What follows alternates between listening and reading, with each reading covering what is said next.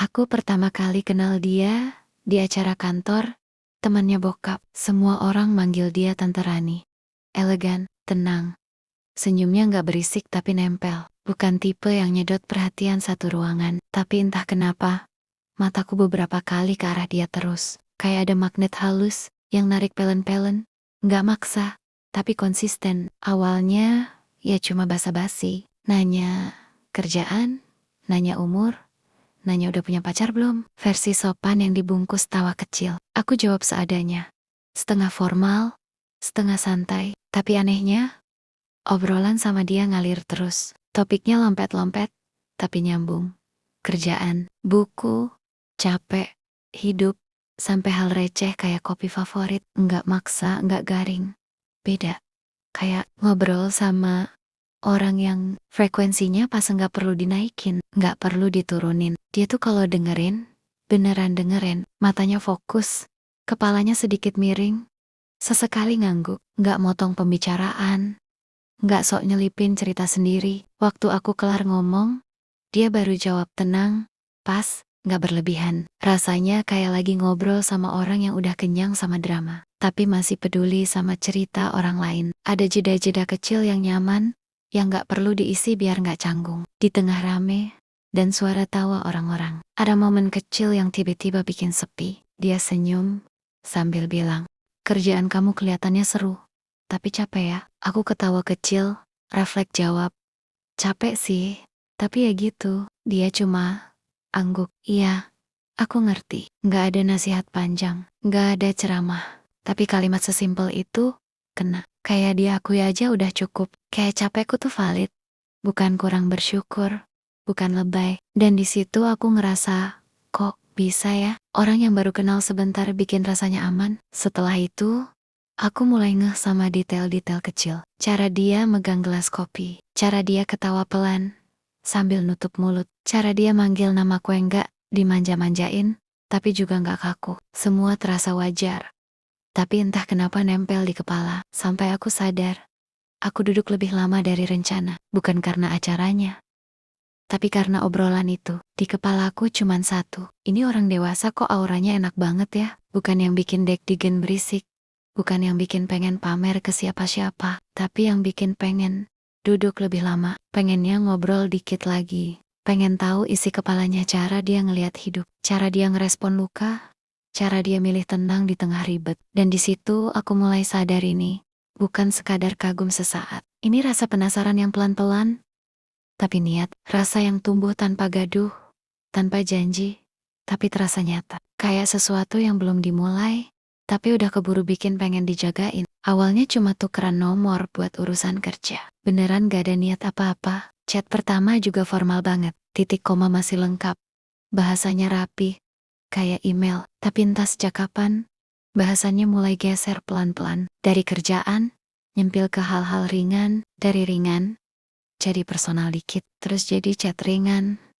Terus jadi kebiasaan yang gak pernah disepakati, tapi selalu kejadian. Udah makan? Jangan lupa istirahat. Kalimatnya pendek, bahkan bisa dibilang receh. Kalau dari orang lain, mungkin cuma lewat, kebaca sambil lalu. Tapi dari dia, rasanya beda. Gak ada kesan ngecek, gak ada nada ngatur. Kayak perhatian yang ditaruh begitu aja di meja. Kalau mau diambil, silakan. Kalau enggak pun, enggak apa-apa. Dan justru karena itu, aku selalu ngambil. Yang bikin aku makin kejebak, dia enggak pernah kepo berlebihan. Enggak nanya aku lagi di mana tiap jam. Enggak nuntut cerita panjang atau bukti perhatian. Tapi selalu hadir. Pas aku bales lama, dia enggak ngambek. Pas aku cerita dikit, dia nangkep banyak. Kadang jawabannya singkat, tapi tepat sasaran. Tipe yang bikin nyaman, tanpa harus dijelasin kenapa. Kadang kami chat malam-malam, nggak intens, tapi rutin. Jamnya nggak tentu, tapi rasanya pas. Bahas hari yang capek, orang-orang yang nyebelin, atau cuma saling kirim lagu tanpa banyak komentar. Dia sering bilang, hari ini berat ya. Ya udah, istirahat dulu. Besok masih ada. Kalimat simple, tapi bikin napas rasanya lebih lega. Kayak ada yang bantuin nurunin tas berat dari pundak. Meski cuma lewat layar, aku yang biasanya cuek, yang notif masuk, juga santai aja. Mulai ngeh sama perubahan kecil. HP aku taruh agak dekat. Volume nggak disilen. Sekilas-sekilas ngecek layar tanpa alasan jelas. Dan begitu namanya muncul. Ada refleks aneh. Senyum dikit. Terus pura-pura biasa. Padahal dalamnya udah ribut sendiri. Fix pak, aku mulai ngenalin pola. Jam-jam dia biasanya online. Cara dia ngetik. Waktu dia pakai titik. Di akhir kalimat biasanya lagi serius. Waktu dia kirim emoji satu doang. Biasanya lagi capek, tapi gak mau bilang. Hal-hal kecil yang seharusnya gak penting. Tapi pelen-pelen. Jadi berarti. Bukan karena chatnya intens atau romantis. Justru karena semuanya terasa wajar. Gak berisik, gak maksa.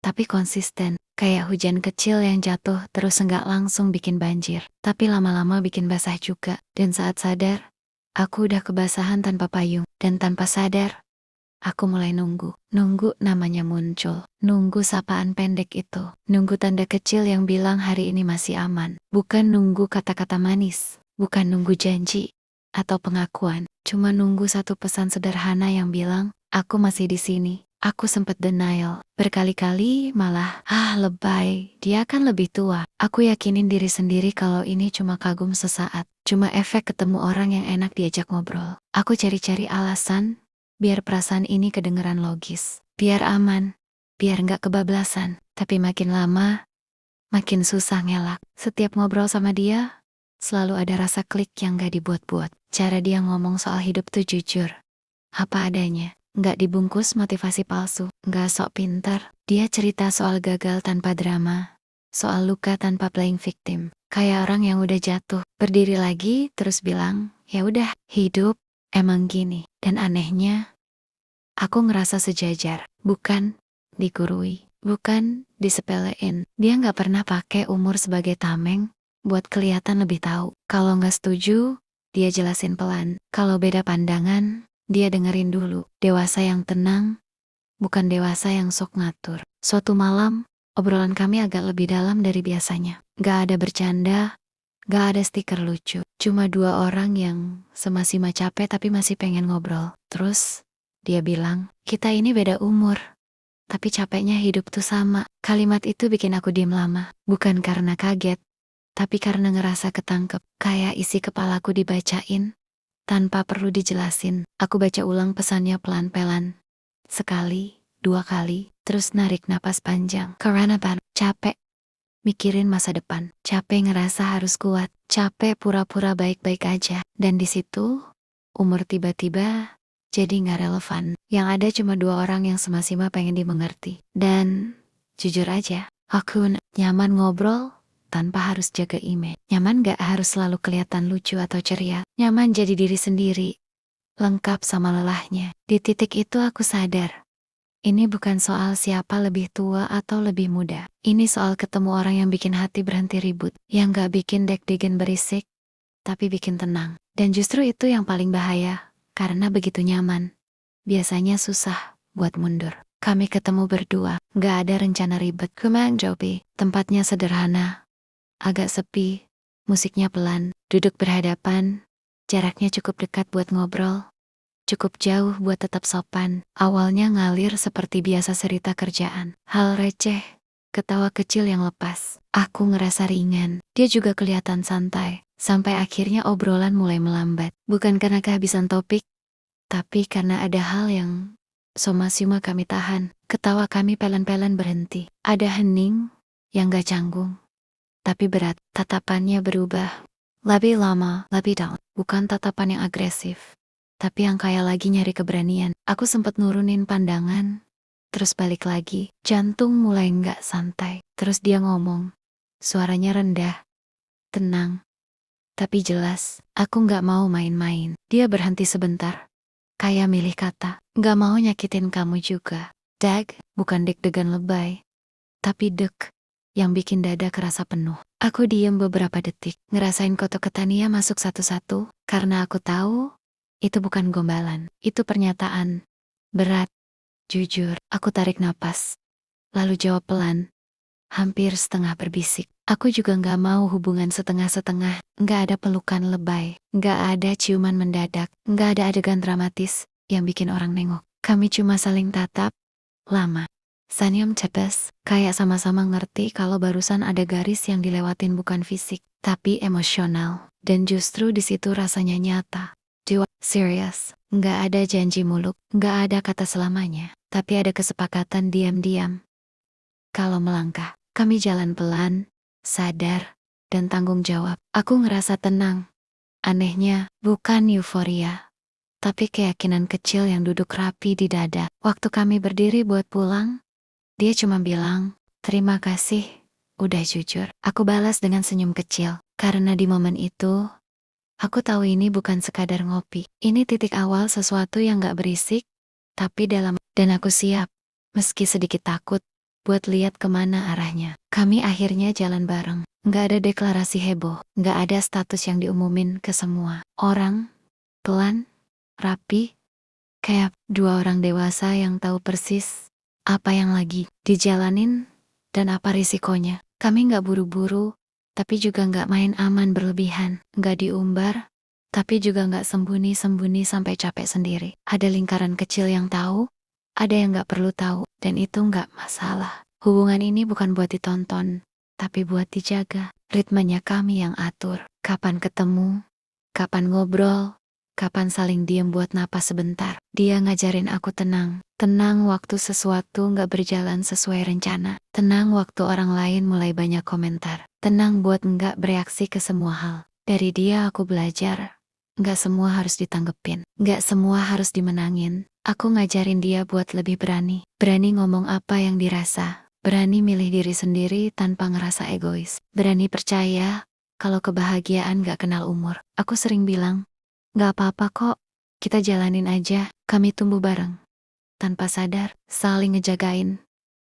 Bukan saling ngikat, sailing, enggenjiten. Bukan saling nuntut. Ini bukan cinta yang bikin lupa dunia. Bukan yang bikin segalanya kerasa manis terus, tapi cinta yang bikin kuat ngadepin dunia bareng-bareng. Yang bikin capek, jadi lebih masuk akal. Yang bikin pulang dalam, arti paling sederhana. Dan sampai sekarang, tiap ada yang manggil dia tante, aku cuma senyum kecil, gak tersinggung, gak perlu klarifikasi. Karena aku tahu, di balik panggilan itu, ada perempuan yang jadi rumah, teman, ngobrol, tempat, down book. Dia jauh lebih dari sekadar panggilan itu.